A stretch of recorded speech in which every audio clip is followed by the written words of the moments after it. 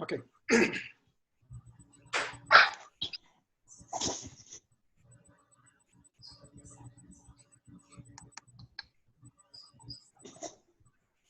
Namo Lohi Savaryantam, Namo Lohi Savaridanam, Namo Lohi Savayiriyam, Namo Lohi Savujayam, Namo Lohi Savatrivavati Savanam, Omkaramindu Sanyupantyam Jayanti Yogina, Kamadam Okshadam Te Omkaraya Namo Namah, Manganam Mohanaya Manganam Ukamo, Mangalam Kuntundari Ujendram Osumangalam Namasanari Anumutya Jatha Sthiti Svabhavai Bhavaya Vibhava Nirusanta.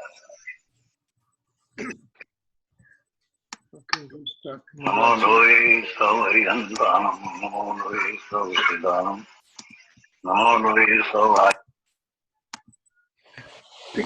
Namo Arantanam, Namo Siddhanam, Namo Aryanam, Namo Janam, Namo Loya Savasanam, Eso Panchanam Kara, Sava Pava Panasana, Manglalancha Savasing, Padamam Hwai Manglam, Omkaram Bindu Sanyuktam, Nityan Dhayanti Yoginam Kamadam Mokshadam Chaiva, Omkaraya Namo Nama, Namo Sami Saraya Swanu Bhuttya Chakasate, Chitsavavai Bhavaya, Sarva Bhavantarachide, Agna Niranjanam Gnana Anjan Salakaya Chaksuram Militam Yena Tasmai Sri Guruve Namah Tirthakaro Jagatana Jayavanta Varto Omkarnada Jinano Jayavanta Varto Jinana Samo Sarana Sau Jayavanta Varto Ne Tirthachara Jagama Jayavanta Varto Namo Tirthanayakane Namo Omkaranadane Omkara Sangaryote Namo Te Sri Kunda Kundane Aho Upakara Jinavarano Kundana Dvani Divyano Jina Kunda Dvani Apya Aho Te Guru Kanano Aho Te Bhagavati Matano Dhruva Palane Anupamagati Pamela Sarve Siddhane Vandi Kamo Sutta Kevali Bhasita Asramaya Prabhrata Hare Eka Suddha Sada Arupi Jnana Darsanamaya Khare Kai Anyate Maru Jari Paramanu Matra Nati Hare Om Namah Siddhaya Om Namah Siddhaya. 1 second.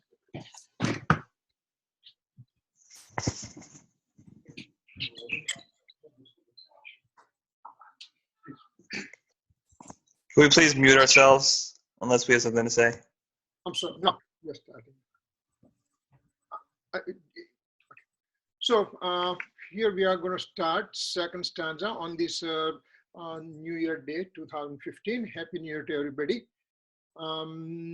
Let's see. Let me put this one big. Slideshow. So this is our second stanza coming up. Second stanza for Samisar. We finished the first stanza in a great detail because that was a Mangalacharan that was written by Kunkun Swami, and we went through in detail about it. So now this is second stanza. Second stanza reads this way. First, we'll just see what Kunkun Swami wrote down, and then we'll just see the Gujarati thing.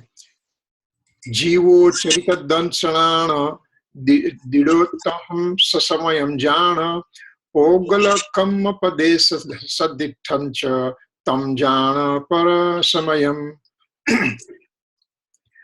Jiva charita darasana jnana sthita samaya nishchaya janavo sthiti karma pudgalana pradese parasamaya jiva janavo. So over here now, Kunkun Swami tells us that he's going to talk about the nature of the soul. He's going to define samay, word samay. Remember on the first stanza, and not even first stanza, but the Mangalacharan that Amrit Chandracharya wrote down, in Mangalacharan, it just said, Namah Samay Saraya Swanu Bhutya Chakasate Chit Sabhavaya Bhavaya Sarva Bhavantarachide. In that stanza, when we talk about definition of samay, what did it say samay means? Samay means the soul. Samay means actually all the 6 universal substances can be called samay. But in particularly, Amrit Chandracharya said samay means soul. What kind of soul? Dravya karma, bhav karma, and no karma rahit, means the soul which is devoid of material karma particle. The psychic karma means the soul's intention of inclination of attachment and aversion, and as well as quasi karma. So those are the 3 things that is devoid of, that is called samay. And that kind of samay, I bow down. So in that stanza, the samay definition was given that way. Here in this stanza, samay definition comes in different way. Remember, the word is there are limited words are there. In unlimited words, there are multiple meaning can be coming out. So over here, when we say samay, now Kunkun Swami makes different angle definition of samay. So we'll be looking at it. Now, upodghat. Remember, as we said before, that every stanza that we are going to go through it, there is a heading comes on the top of the stanza. That's called upodghat, or introduction to the stanza, that what does actually author wants to talk in this stanza. So he gives that upodghat, and that upodghat reads as tata tavat samaya eva dhyate. Don't worry about this Prakrit words and everything. We'll try to make it English version. That what first in Gujarati it says, પ્રથમ ગાથામાં સમયનો પ્રાભૃત કહેવાની પ્રતિજ્ઞા કરી ત્યાં આકાંક્ષા થાય છે કે સમય એટલે શું, તેથી હવે પહેલા સમયને જ કહે છે. Means, in the first stanza, there was a vow taken by the author that he is going to tell us the nature of the samay, nature of the soul. So one has desire to know about nature of samay. So let me tell you what that samay means. That's what Kunkun Swami tells us right now. So he's going to give the really detail about this word samay in this one. And the way he dissects those things, it is really amazing that how much his intelligence is there, how much the microscopic knowledge he has it, that is expressed in this stanza as we go ahead further. Now, this is the Gujarati meaning of so first we'll go through the stanza itself. Then there is upodghat with introduction to the stanza. Once the stanza has been said, then we go to the gatha, means the meaning of the stanza. So what does meaning of the stanza comes in this one? He's going to tell 2 important things. First word in the gatha, explanation of this stanza, it says jivo. The word jivo comes, means the living being. Then author wants to describe the nature of this living being. He says there are living beings called samay, and what is the nature of this living being? He says that every living being has potentiality within the self, and there are 47 powers are there. These 47 powers are the one that is described in this Samaysar, but there are infinite powers of the souls are there. Power means you can just say it kind of attribute, capacity, the special characteristics of that substance. So the soul substance has 47 attributes as described in Samaysar. The 47 attributes are described here. The 47 powers are described here. And Gurudev, with his own thinking, he had a deep thinking, deep reflection on this subject, and he found that another 56 or something type of powers also that have been described somewhere else. So now here we are just going to say that there are 47 powers, means Shakti of the living being described in the literature. Out of the 47 powers, the very first one that we know is called Jivatva Shakti. Jivatva Shakti means it's a power of living. How do I know that I'm a living being and this phone is non-living? How do I know that? Well, there is I, me, as a soul, has a power of living.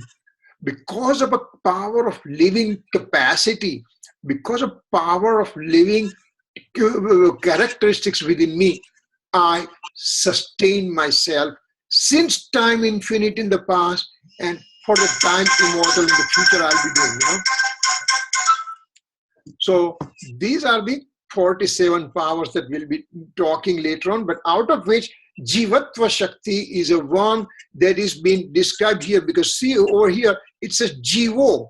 Jivo means living being. What kind of living being? So that's what we are going to do. So what it says, soul is having forever, due to infinite knowledge and perception, bliss and vitality. Soul is living with these specific vitalities, specific powers within, and they are called knowledge, perception, bliss, and vitality.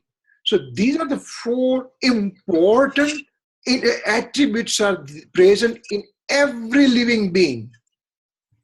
Now, soul exists because of this capacity, because of knowledge, because of perception, because of bliss, because of vitality. Soul sustains himself since time infinite in the past and for the time immortal in the future.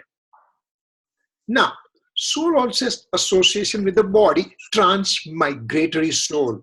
We are the transmigratory soul. Souls can be divided into two parts: transmigratory soul and liberated soul. Liberated souls are Siddha soul, but transmigratory soul, rest of the souls, those who have not obtained liberation, those who have not become Siddha, then they exist with the body.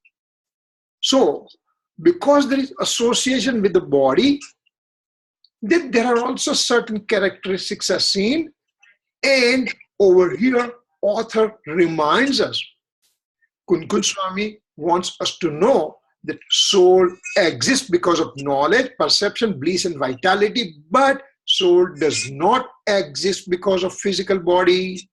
Soul does not exist because of physical senses, or soul does not exist because of 10 conventional vitalities. There are 10 conventional vitalities described in a Tattvat Sutra, that it says soul, the transmigratory soul exists because of these 10 conventional vitalities. So over here, Kunkun Swami reminds us that, remember, soul exists because of knowledge, perception, bliss, and vitality, but does not exist because of 10 conventional vitality, or because of physical body, or because of physical senses. So it right away, he does Bhed Gnan. Right away, he does discriminative science between the soul and the physical body. So now, what are these 10 vitalities that they are talking about?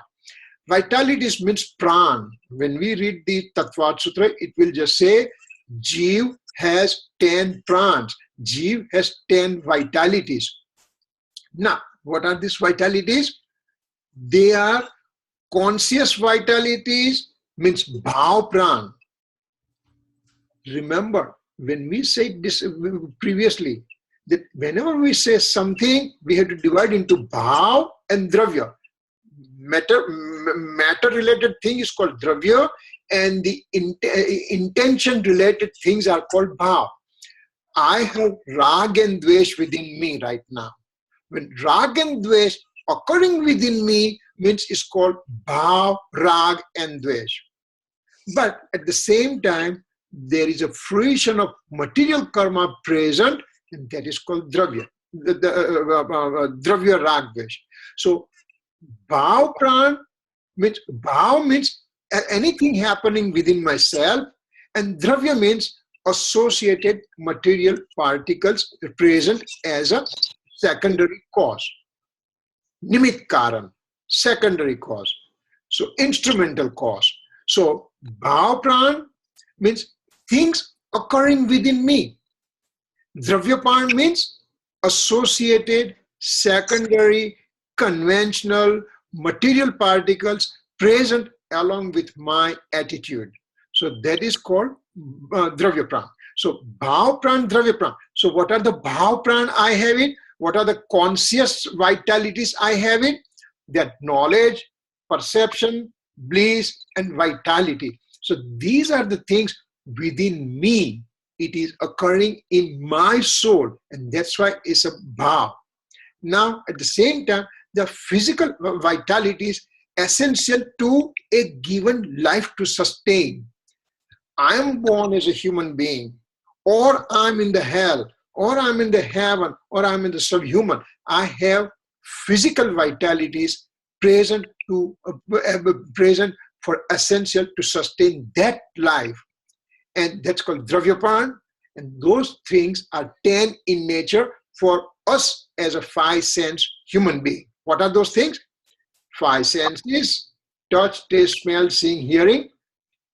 Then mind, speech, and body. Then breathing and age. So these are the 10 vitalities present to sustain my physical body right now. So they are called dravya pran. What are the bhav pran? Bhav pran are the knowledge, perception, bliss, and vitality. That's the one which makes me sustain since time infinite forever and ever and ever. The dravya pran over here means physical vitalities will sustain for this life only. Here, Uncle. Yes. In the previous slide, you said the soul does not exist because of 10 conventional vitalities. Is that the physical, the dravya pran? Are those the 10 conventional vitalities? That the 10 vitalities are the dravya pran. Okay. Physical, they are physical vitalities, you know.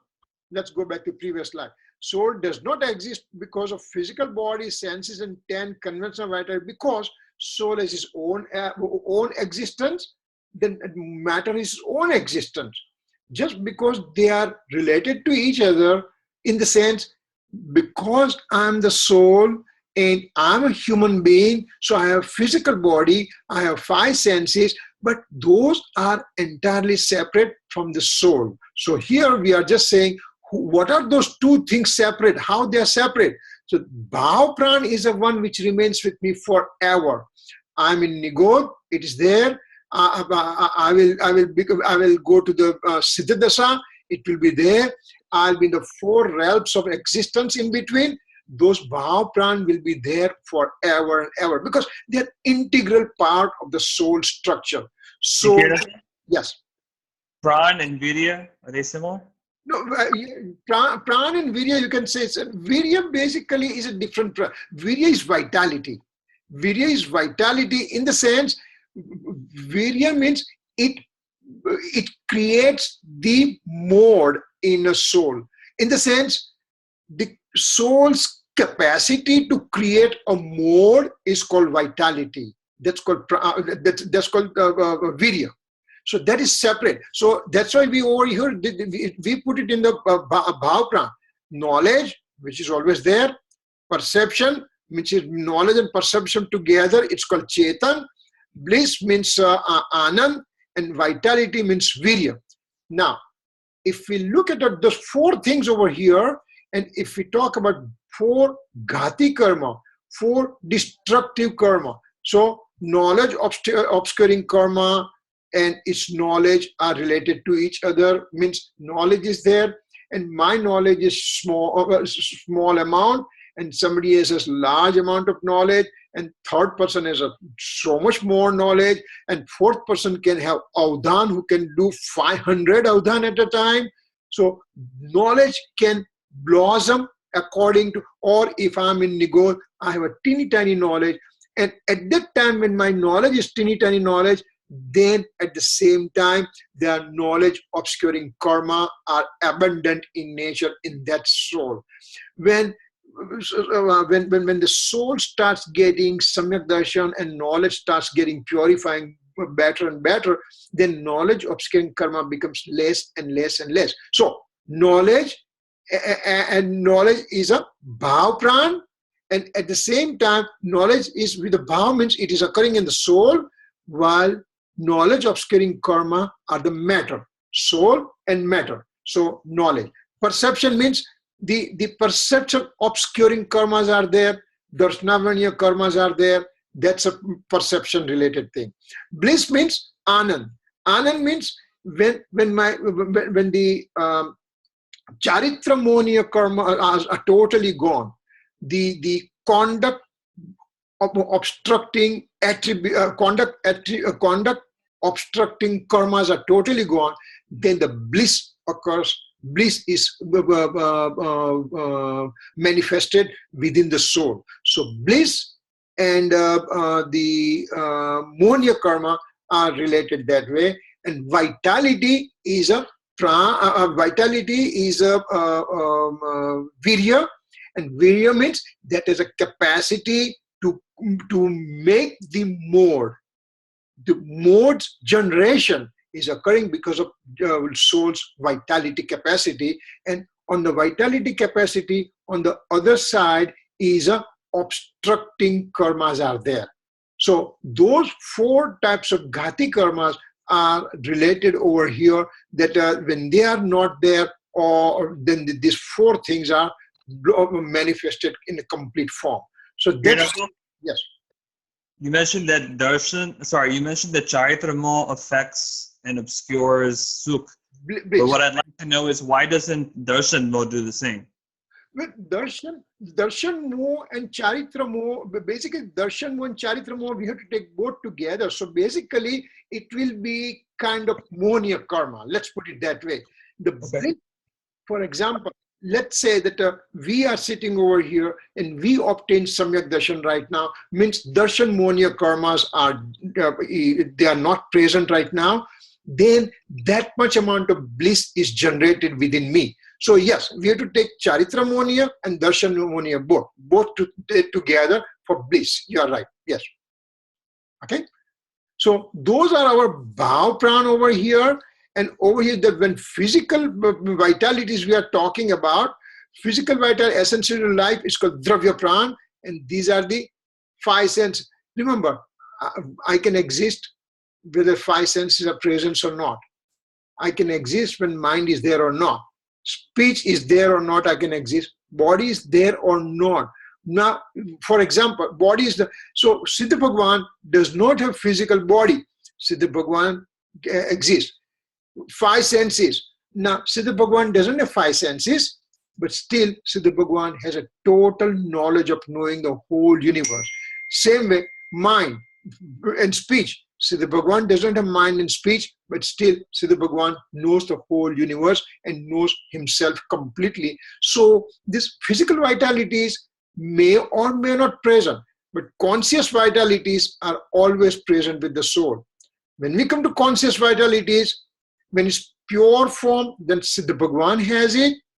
And when it's an impure form of vitalities, remember, I have this impure form of vitality because I'm a transmigratory soul, and that's why I have a soul having it along with the physical vitality. Means impure form of bhav pran will be associated with a dravya pran.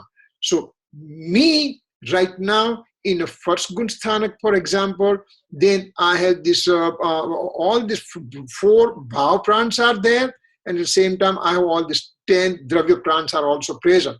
If one goes to fourth gun sthanak, then that much amount of bliss is generated, and vitality is generated, knowledge and perceptions are generated, and dravya prans are also present.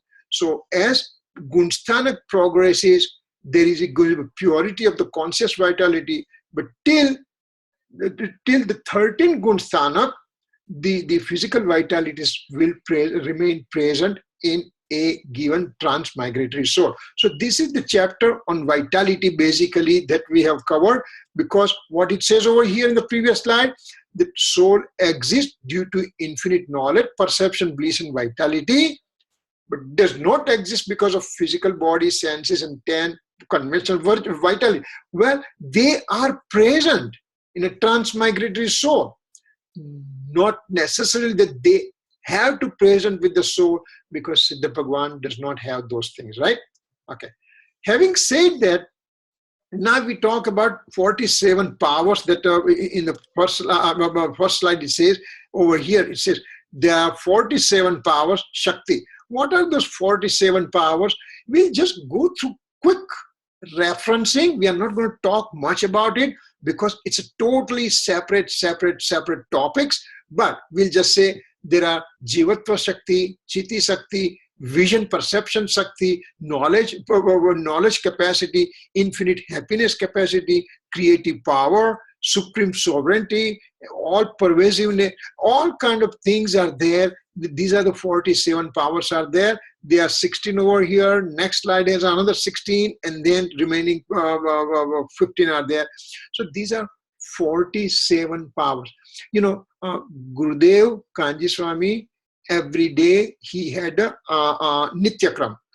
In that Nityakram, he will recite about 17 stanzas of the Samaisar first, and then he will recite these 47 powers with that, and those are the things that he used to do that. So this is kind of a take-home message that if somebody is interested, he or she can remember this by heart and then recite. And then when we go through those chapters, it will give a tremendous amount of satisfaction that an amazing amount of information is stored in these 47 capacities. Now,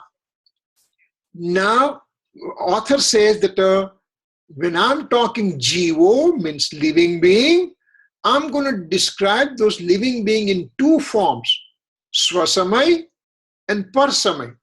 Swasamay means engrossed in the self. One who is engrossed in the self, what is his nature, and one who is engrossed in the alien object, what is his nature. That's what I'm going to describe. Remember, this is the Gatha. This is the meaning of the stanza only we are going. And Kun Swami really pulls us deep within right away. So what it says over here, the living being exists due to his infinite knowledge, perception, bliss, and vitality only. When one knows, believes, and experiences the nature of the soul in this fashion, then it's known as Swasamay, means engrossed in the self. And when one knows the eternal soul in his mode, then he knows the soul. If he does not know, then there is no knowledge about soul's presence within him. Now, let's dissect this slide. What it says, Swasamay means I'm engrossed in myself. How am I engrossed in myself? When, number one, I exist because of knowledge, perception, bliss, and vitality. Number one.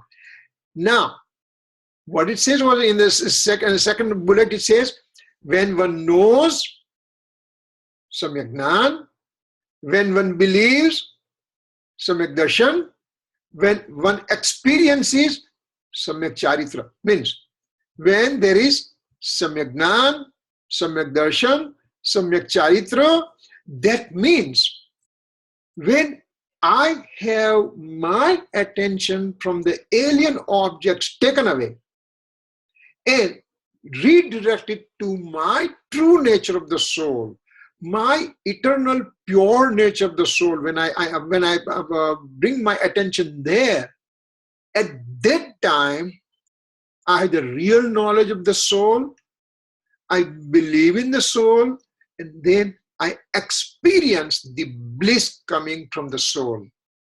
So this is the experiencing phase author is writing.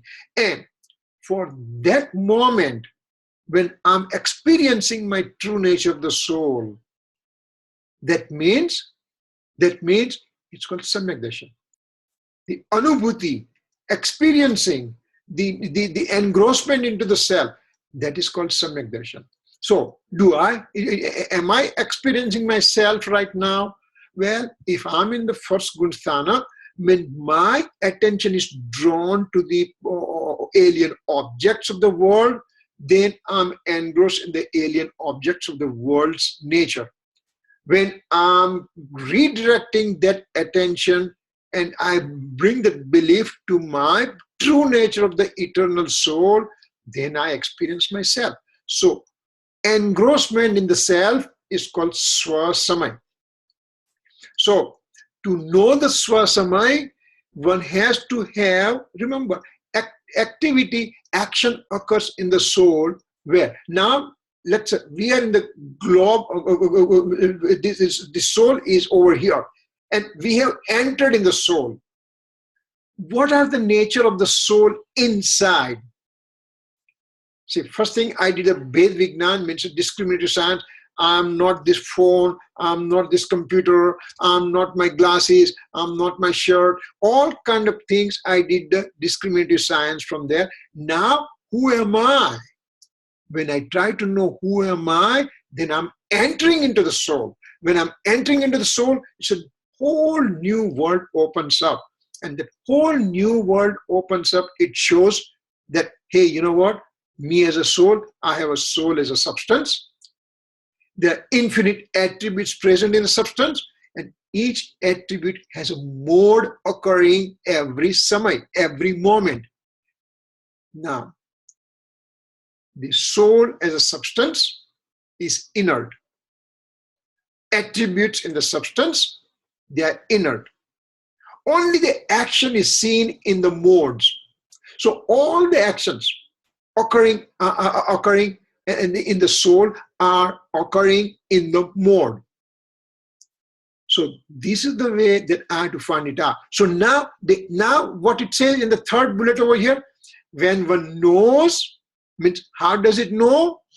Because there is a knowledge mode occurring, no Gnan Paryay occurring. So when I know, when I'm in the Gnan Paryay, then eternal soul is perceived. Eternal soul is perceived in that. And then I end up knowing the soul. So my actions are occurring in the mode, in the Paryay, but I am directing my attention to the eternal true nature of the soul. So this is my attention is to the soul substance, but the action occurs in the mode. So this is what it says, that engrossment in the self means Swasamay will be perceived in the mode. That's what it tries to say over here. Is that point clear? Because this is very essence of the whole second stanza, engrossment in the self, engrossment in the self, and that's all Kunkul Swami will talk. And then he's going to tell that how this engrossment in the self occurs in 7 different steps, which will be coming when will be going into detail of the explanation. So when we said attributes of the soul, what does it mean? We have gone through this kind of slide before, that souls are infinite in nature, and matter particles are times infinite, means the souls are infinite, then infinite times infinite is a matter particles. Then samay means fraction of a time, means a given moment which cannot be further divided into 2. It's called time unit, samay, and they are times infinite. And then the attributes in the soul, and that's a 4th times it will come. So this is first infinite, infinite times infinite, infinite times infinite times infinite, then space point of the space. Space is a akash. Akash means lokakash and alokakash. Lokakash is the space occupied by the cosmic space. And there is a trans-cosmic space, which is a huge in number. If we take a whole one big globe, the cosmic space is teeny tiny slight thing. Everything else is a trans-cosmic space. So if we take their smallest unit, that will be time infinite, and this will be the attributes of soul are infinite times that one. So it gives us kind of vastness, that how much this soul has it. Who am I? I have infinite amount of properties within me, and I'm looking for happiness somewhere outside. Why should I do that? Why should I try to look for happiness from outside material thing in which there is no happiness attribute at all? So simply knowing how many attributes I have it just mesmerizes one, that my God, this is my capacity. And this kind of things can be known only sentient 5 sense living like us. Sentient 5 sense livings are human beings, heavenly angels,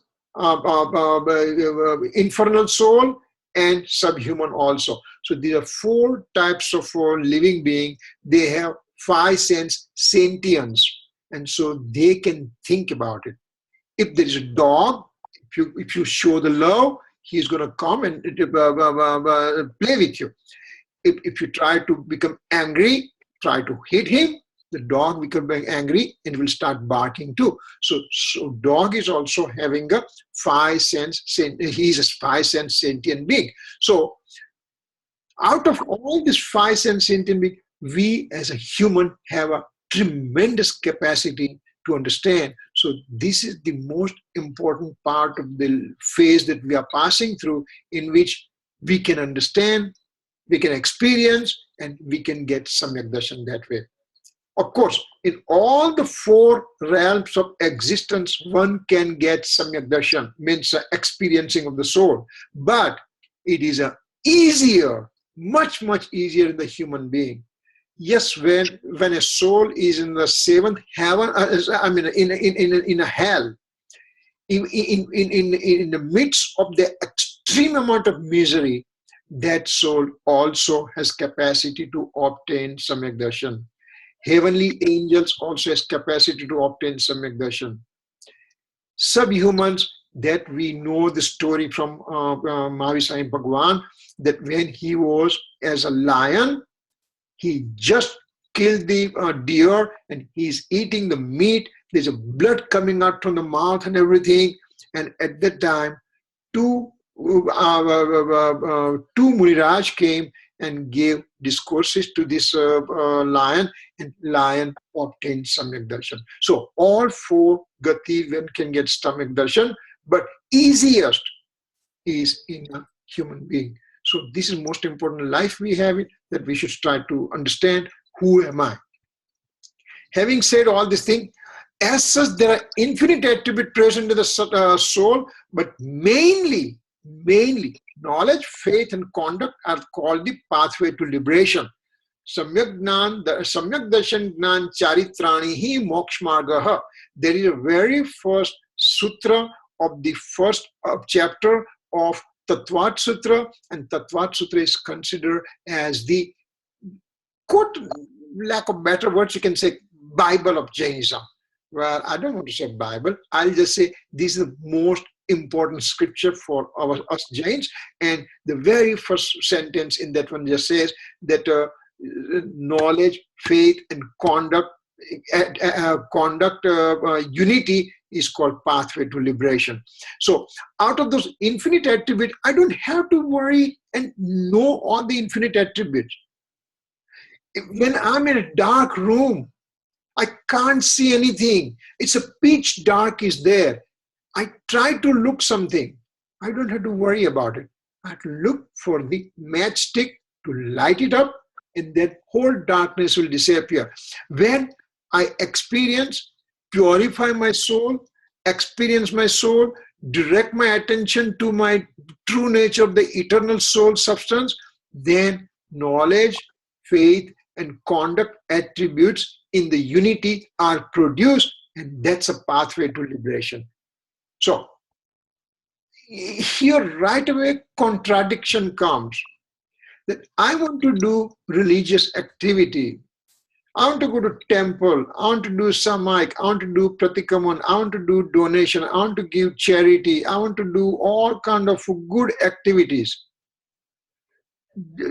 Bhagwan says, only the way you can be on the path of liberation is by unity of knowledge, faith, and conduct.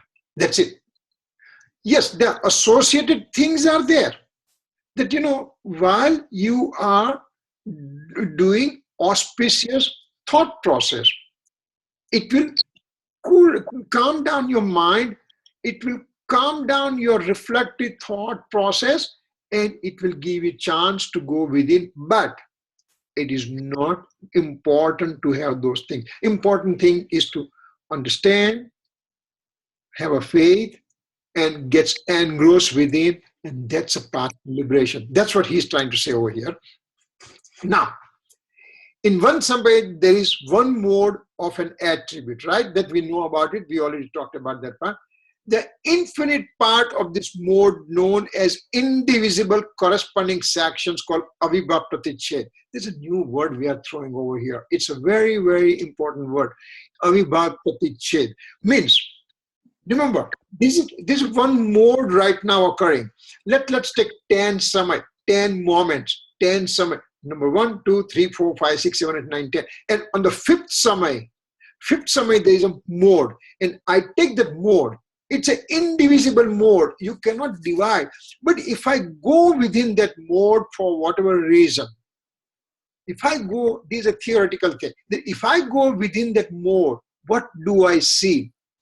I see that this mode, one single mode occurring in a soul at a given time, one single mode occurring at a soul in a given time, it also has a mode coming from knowledge attribute, coming from faith attribute, coming from conduct attribute, coming from eternal existence attribute, coming from objectivity. So all kind of attributes, I have infinite attributes within me. All those attributes will keep on modifying all the time continuously. When they are modifying, they will come in this mode as a one single unit. So in my present mode right now, on that number five mode, if I start dissecting, I can see infinite attributes modes present within, but they'll be the unity. They'll be unison. They'll be in an indivisible form. So there is indivisible corresponding sections are present in that given mode. Now, the scriptural knowledge mode means Sutagnan Paryay ends up knowing all these things in a given moment. Remember Sutagnan Paryay. I have right now, we as a transmigratory soul right now as a human being, we have two knowledges, and that's one is a sensory knowledge, means Matignan, and scriptural knowledge means Sutagnan. This Sutagnan that I have it, this Sutagnan that you have it is right now projecting to outside world. Yes, I like this light. It's a winter. I need to have clothes on because I feel cold. Well, I should put the heater in the house. All kind of knowledge that I have it for outside objective knowledge, and that is called Sutagnan, but it's called Kusrut, means it's a wrong scriptural knowledge. Means scriptural knowledge, you don't have to take word literally. Scriptural means scriptures and everything. No, it's not that one. Lack of better words in the English language, which we are saying about here, is a scriptural knowledge, means Sutagnan. Sut means the one that you hear, and as a result, you understand. Or when you perceive something and you understand, that's called Sutagnan. So this Sutagnan mode, if I redirect towards my soul, then it will know infinite attributes, and also in a given mode and a one samay, that Sutagnan will be able to know the indivisible corresponding sections of this mode, which are extremely infinite in nature. This just gives us vastness of our capacity, how much capacity I'm carrying within me. This is an immense amount of capacity within me. Only thing, I have not scraped the surface of it. If I scrape the surface of it, I find that happiness within me, and thereafter I could be anywhere. I could be in Narak also. I could be in infernal life.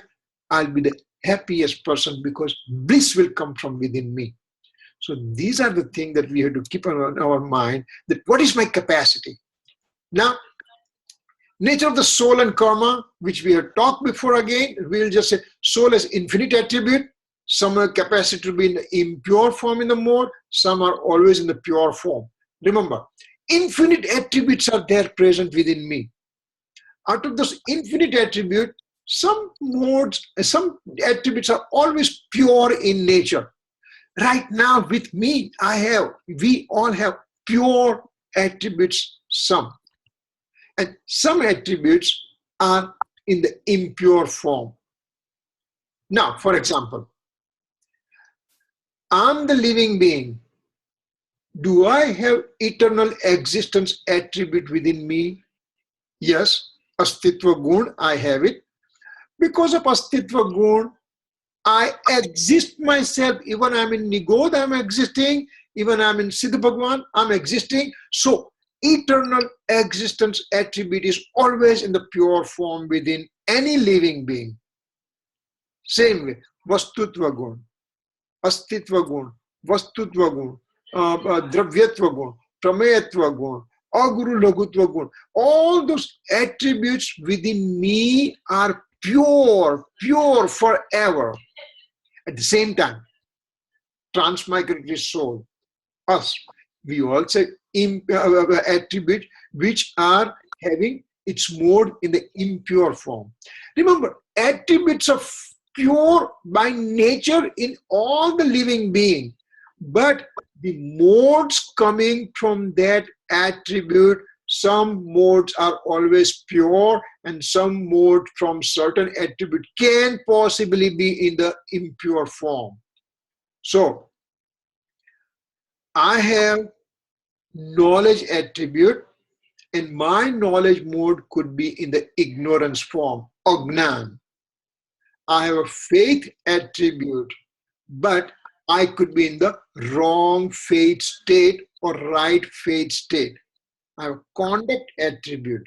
I can have a partial conduct attribute purity or complete conduct purity attribute, complete purity mode of the conduct attribute, or it could be complete impure form of mode of my conduct attribute.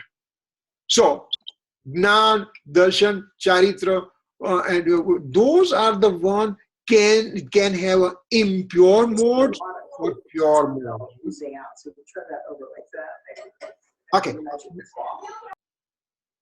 Now the matter. Now this we are talking about soul. Now we finish soul. So in matter, smallest atom is in the pure form. Remember, this is the phone. We can just say this is a phone. If I divide it two and further two and further division and further division, and I come to a point in which I cannot make two divisions of that final smallest particle of the matter, and that is called pure form. That is called pure form. It's called atom. This is not the atom of the science. Science atom has an electron and proton and neutron, and then in the proton there is a quarks and all kind of things are present within that scientists can dissect that one out. When we just say atom in the Jainism perspective, then it's the smallest particle which can never be divided into two divisions. That's called atom. That's a pure form. That's a pure. Now, aggregate atoms. Now, one atom here, second atom here, third atom here, fourth. They get aggregate. They get joined to each other. And when they get joined to each other, that is called impure form of a mode of a matter. Atom, freestanding atom, will have the mode which is a pure form, and aggregate of these atomic molecules, then that mode is called impure mode. So these are only two substances. Soul can have impure modes, matter can have impure modes. Dharmastika, adharmastika, Akash and Kal, they have always pure modes. They can never be in the impure form. And transmigration that I experience today, happiness and unhappiness, auspicious inclination, inauspicious, all those things are occurring because I am associating myself with the material karma. So these are the soul can have impure modes, a pure mode. Matter can have impure mode and pure mode.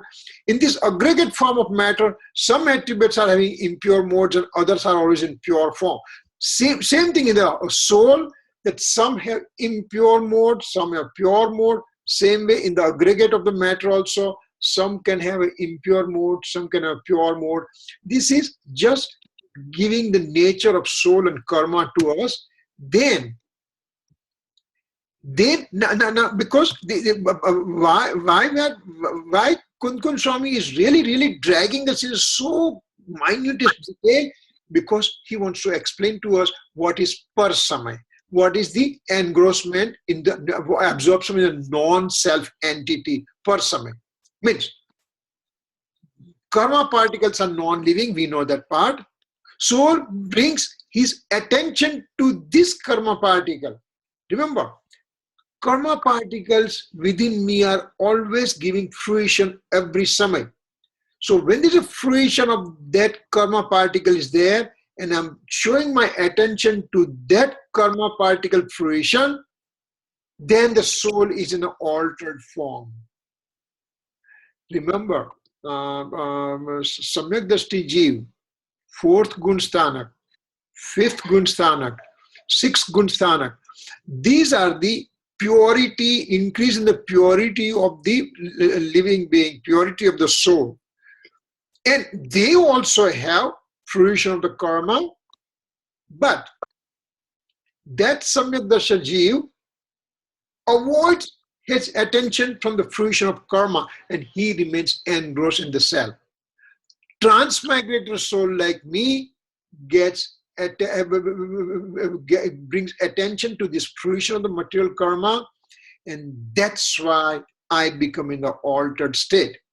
This living being is without knowledge of the self, means now I don't have, my attention has two forms, either attention to myself or attention to the alien objects.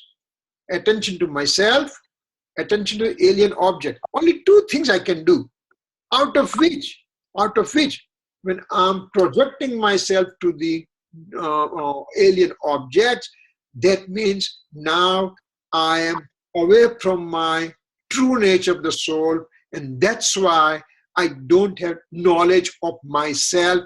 I have only the knowledge for the, I have the perceived knowledge of the alien objects. Now, when I am having my attention directed to the alien objects, then I'm not knowing myself, and now I'm being called as I'm absorbed in non-self entity. I'm absorbed in parsamay. So Kunkun Swami beautifully describes what is my swasamay and what is parsamay. In the first stanza, what he said, I'm going to describe to you the nature of the soul. Namah Samaysaraya Swanubhutya Chakasate Chitsabhavaya Bhavaya Sarva Bhavantara Chide. That's a nature of the soul. That is a, but what is this nature of the soul about? Well, this soul can be parsamay, when it is having attention drawn to the material objects, or swasamay means it is engrossed into the self. So that way he divides into samay into two forms. Soul is in the absorbed in the non-self, means per samay means what? Means soul is in the altered state. Soul is an inclination of attachment and aversion. Soul is in the form of auspicious and inauspicious inclinations. Soul is anger, deceit, ego, greed form. Soul is in the wrong faith form. Soul is in ignorant form. All these things are called altered states of the soul. Vibhav means a deluded state, can be divided into two: rag, dvesh, or auspicious and inauspicious inclination. Those are the things further divided into krodh, man, maya, lobh, anger, deceit, ego, greed. So all those things, when we say anger, deceit, ego, greed, four things, or we call rag or dvesh, means inclination of attachment and aversion, or if I say deluded state, they all mean the same thing, that I am absorbed in the non-self. Deluded state divided into two forms: the inclination of attachment, rag, inclination of aversion, dvesh. Rag, dvesh. These are two parts of the deluded state. Rag means maya and lobh, and dvesh means anger and deceit. Krodh, man. Krodh means anger, man means ego. Anger and ego is called rag, and deceit and greed is called dvesh. So either I can say deluded form, which includes everything, or it means inclination of attachment and aversion, or it means anger, deceit, ego, and greed. So all those things means I'm in the altered state, period. That's it. That's not my true nature. So remember, it's very easy for me to understand that dvesh means I don't want to do any dvesh. I don't want to do any inclination of aversion towards anybody. But my inclination of attachment to the other system, other objects, other living being, like I have compassion attitude, charity attitude, observing vow attitude, performing austerity attitude. These are the modes of my inclination of attachment. And that is part of the deluded state. That is very, very delicate point to understand. I go to temple. I went to temple today. I did abhishek. I did puja. I did swadhyay. I did writing. I did reading. All those things are the attitude of attachment, inclination of attachment, and that is called rag, and that is not my true self. You mean I'm listening to the swadhyay, I'm talking about swadhyay, it's not my true nature? No, it's not. Yes, it's required to go to my real nature, but these are the steps, and I should not get stuck to the step. I should keep going further. Yes. Kruparudev writes, Daya, Shanti, Samta, Kshama, Satya, Tyaga, Vairagya. Yes. So those are the lakshan of a mumukshu. Oh, the lakshan of mumukshus means the one who is on the path of looking for his true self. If you don't have those basic attributes within you, those basic characteristics within you, if you are if there is an attitude of stealing all the time, if there is attitude of violence all the time, then you are not even on the path of this path towards obtaining realization of the self. So to come to that path, you have the Daya, Shanti, Samta, Kshama, Satya, Tyag, Vairag, whole Mumukshu Ghata we say. Means these are the Mumukshu. Mumukshu means the Moksha Ichuk. Moksha Ichuk means the one who desired to obtain liberation. And again, desire means inclination of attachment. So inclination of attachment is also not myself, but it will come on the way. I want to go from here to New York. So many things will come in between. I'll be leaving from my home. I'll be going in the car. I'll go to the airport. I will have my ticket. I will sit on the airport. I will come to JFK. I'll come to somebody will pick me up. So all those steps are there. But till I come to Ankit's home, when I put my foot in Ankit's home, in his door, then I really, my journey was appropriate. But somewhere on the line, the wavering occurred, maybe weather disturbances, maybe the plane just went in the ocean. Then I did not make it to my destination. So those are the steps will be there, but I don't have to get attached to those things. Those are my stepping stone. I want to go to the second story building. So there's a stairs. There are 14 stairs are there. So I take each step, first step. And when I go to the second step, I just discard the first step. When I go to third, I discard second. When I go to 14, I discard 13. And after 14th, I will go to the second story. I'll be in the, after finishing those 14 Gunsthanas, I'll be in a liberated state. So all the stations will come. I don't have to get stuck to those things. That's what it means, right? So auspicious and inauspicious inclination will occur. And as we talked about, auspicious and inauspicious inclination means anger, deceit, ego, and greed. And earning and spending activity. I go to earn myself money, or I go and spend. There are also kind of auspicious, inauspicious inclination. This living being is absorbed in non-self, means per samay. Simple thing. Soul has two possible capacity. One to be in its own pure self, swasamay. One in the deluded state, parsamay. This deluded state is expanded on this slide, that it says I'm in altered state, means I'm in the deluded state. Then there is a auspicious, inauspicious inclination, means it's anger, deceit, ego, and greed, and all those things are parsamay. That is, that is not my true nature.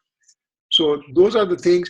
And now we'll be coming to Tika. So until now, what we finish is just the gatha, means the meaning of the stanza. What that first two lines of that, let's say,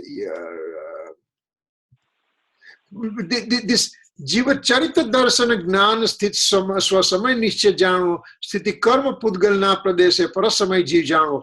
So what is the meaning of this stanza? What is the meaning of this, each and every word?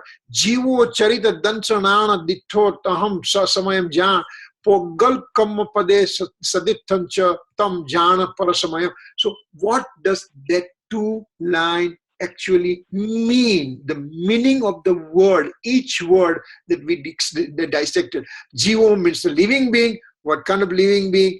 That's what we talk, whole thing, last 1 hour we talk. So these are the things that we have to know. So this is the kind of thing that we know about the soul, that means he's taking us deeper and deeper and deeper into the soul structure and function. So we'll continue that one, that comment, what Amrit Chandracharya Dev gives his tika, what does he talked about it, how does he explain all these things. Means now he's going to dissect those things very microscopically, and he has done, it's beyond our capacity to appreciate that how deep and perfect knowledge even Amrit Chandracharya had it. Gurudev used to say lots of time, that Kun Swami, kind of first century he wrote down, or just before the first century started, he wrote down, Samaisa. Amrit Chandracharya Dev came after about close to 1,000 years afterwards. But what Gurudev says, that Amrit Chandracharya gave the tika. Tika means commentary, as if he just entered in a Kunkun Swami's heart and find out what was in the Kunkun Swami's heart going on, and he takes the essence out and then he gives it to us. So we are absolutely fortunate that we have those things available. And on top of it, Gurudev, for 45 years, he gave us detailed explanation. If simply the commentary of Amrit Chandracharya is sitting on front of us, it means nothing to us. We won't understand. But Gurudev went through every word extremely microscopically and explained to us so that our concept becomes clearer and clearer. And so we'll know what swasama is there, what parsama is there, what is my absorbed into the true nature means, what it means, and what is absorbed in the alien objects, what it means. So that's what we'll be talking next week. We'll be meeting next Wednesday as our routine usual time. Any questions so far?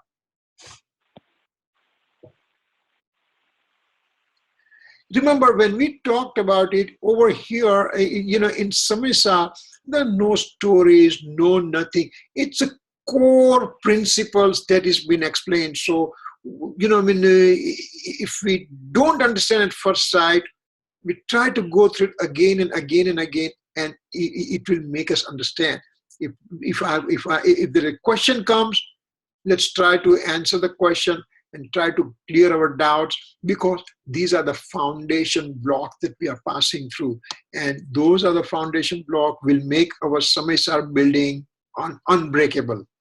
All right? Okay, any question? Then we can entertain question. Otherwise, we'll just finish. Thank you, Nico. Thank you. Okay, have a happy new year to everybody, and thanks for everybody joining. And we'll just... यावाणी के ज्ञान से सूझे लोकालोक, सोवाणी मस्तक नमो सदा देत हूँ ढोक. नौवा नमो का मंत्र.